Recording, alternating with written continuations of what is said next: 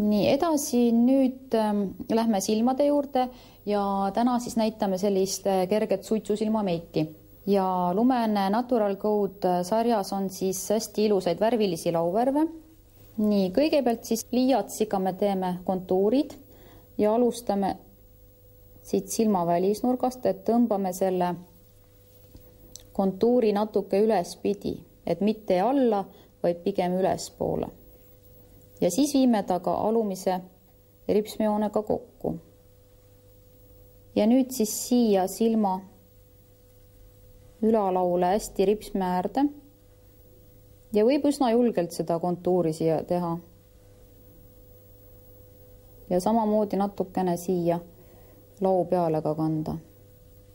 Ja nüüd ajutamiseks võib siis kasutada kas aplikaatorit või väga hästi saab ka tegelikult näppudega, kuna ta on selline pehme pliiats, siis näppudega saab teda just niimoodi väga mõnusalt mahedaks hajutada. Ja lauvärvitoonid on meil siis selline valge, must ja roosa, et kõigepealt, kuna lihtsam on alustada paljudel heledamatest toonidest, siis kannangi kõigepealt silma liikuvale osale selle valge tooni. Kinni. Ja muidugi tasub ka võtta teda algul pigem vähem kui palju. Sest muidu on see, et meil lihtsalt hakkab ta pudisema. Ja kuna ta on selline ilus pärlmutter valge toon, siis ta annab just mõnusa sellise sära.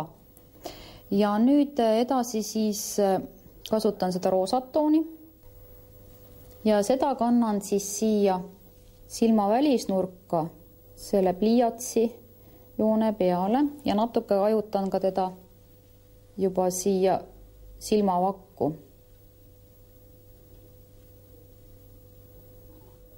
Ja kui me tahame, et see meik oleks natuke veel suitsusem, siis me seda roosakat tooni võime kanda ka rohkem siia liikuva osa peale ka.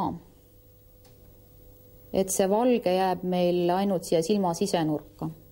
Ja nüüd tuleks natuke seda silma tõsta, siis me seda roosakat tooni hakkame ajutama ka siia kulmu poole. Just välisnurgast. Ja sellega me siis saame selle, et see silma välisnurk tõuseb natuke ülesse poole. Nii, ja nüüd edasi, kui see roosakas on nüüd kantud, siis on kõige tumedam lauvärv, see must toon siin. Ja seda on meil parem kanda sellise peenema pintsliga. Ja muidugi alguses hästi ettevaatlikult, pane kinni, ja pigem teha ainult see ripsme äär.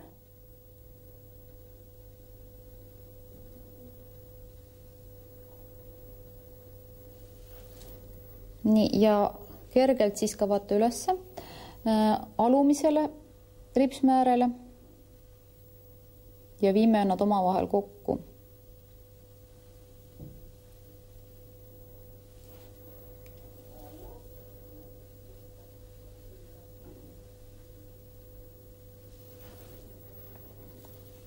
Kinni. Ja nüüd, et see silma välisnurk natukene rohkem välja tuleks, siis siia me hakkame seda musta rohkem ajutama.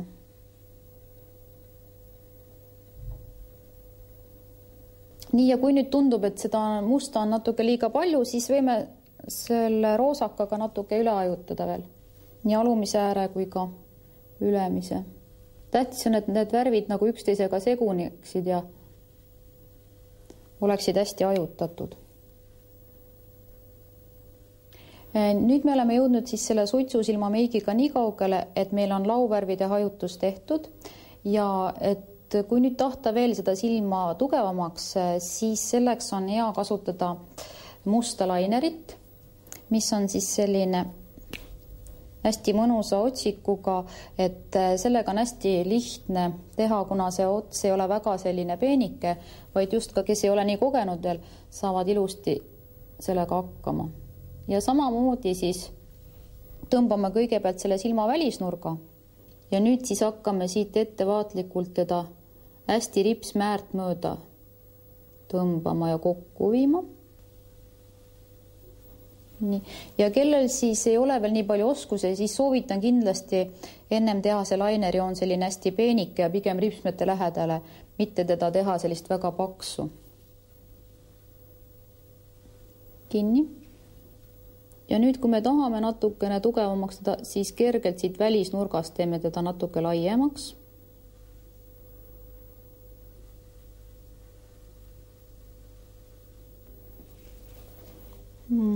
Ja edasi siis nüüd kuulutame ripsmed. Teda ka siis igaüks vastavalt oma tunnetusele, kui tugevalt on vaja. Kellel on juba endal kaardus, siis on hästi kergelt vaja kuulutada. Kellel sirgemad, siis nendel natuke kauem vaja hoida. Nii, ja nüüd edasi siis ripsmete värvimine. Selleks kasutan siis musta ripsmetuši, mis on selline pikendav ja ta on sellise hästi suure harjaga, et see annabki sellise hästi tugeva tulemuse ja teeb need ripsmed selliseks hästi kohevaks. Ja ripsmete värvimisel ka tähtis see, et te värvite ka need ripsme juured ära, mitte ainult ripsme otsad. Ja suitsusilma puhul muidugi võib ka ripsmed väga selliselt tugevalt ja dramaatiliselt värvida. Et siin ei pea sellist väga tagasihoidlikku joont hoidma. Ja nüüd, kui meil on ka ripsmed värvitud, siis meil on enam-vähem näha juba see tugevus ja kes nüüd tahab veel tugevamat ja tumedamat silma, siis võib selle musta lauvärviga veel ajutada ära selle laineri joone.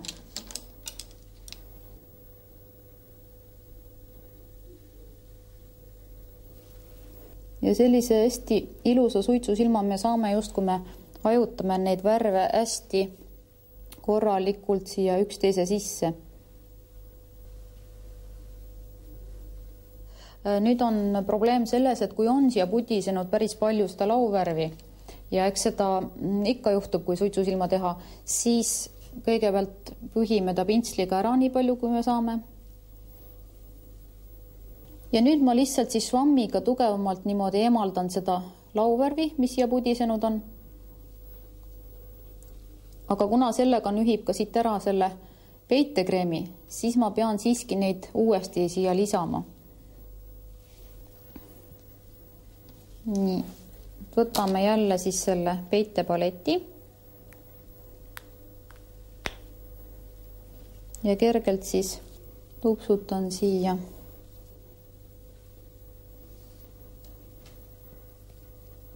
Et väga tähtis on suitsusilma puhul see, et see silmaalune ei tohi mitte mingil juhul selline tume jääda, vaid ta peab olema hästi värske ja puhas. Nii, nüüd me oleme siis silmameigiga lõpule jõudnud ja samas on ka põhi meil ilusti ära viimistletud puudriga ja edasi me siis jõuamegi põskede juurde ja vaatamegi, et millised põsed nüüd selle suitsusilma meigi juurde sobiksid.